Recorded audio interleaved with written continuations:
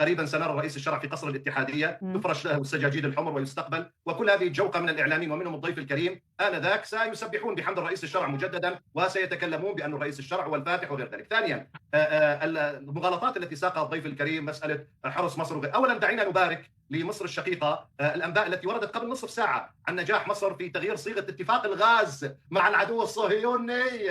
اتفاق الغاز يا جماعة، العدو الصهيوني دولة مطبعة لها علاقات ممتازة مع الكيان الصهيوني وتبيع العالم كلياته تبيع العالم شهادات وطنية. انتم مطبعين، العلم الإسرائيلي مرفوع في القاهرة، والجيش تبعكم هو مسموح له والجندي الإسرائيلي موجود في دمشق.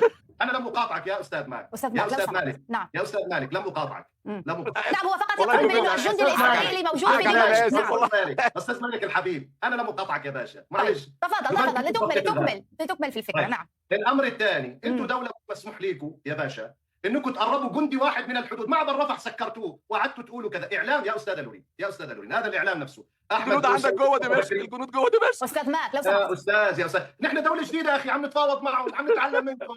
ما لا ندعي البطولات، لا نقيم احتفالات بمليارات الدولارات وشعبنا شحات ونسبه الفقر عندنا 99%، لا نقيم ذلك. عرفت شلون؟ نعم لتكمل. متناقضين على راس السطح. نفاوض علنا نفاوض يا باشا. بس يا استاذ تتنازل عن الجولان علنا، تتنازل عن الجولان يا حبيبي. بس نعم استاذ ماك لو سمحت، تضيق الوقت. نعم بتكمل بالفكره لو سمحت.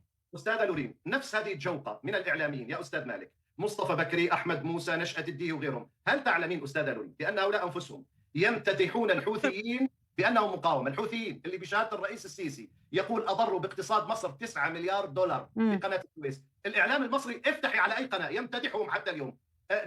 نفسهم يمتدحون الهالك حسن نصر الله وهو مصنف على قوائم الارهاب في مصر. دوله متناقضه، اعلام متناقض.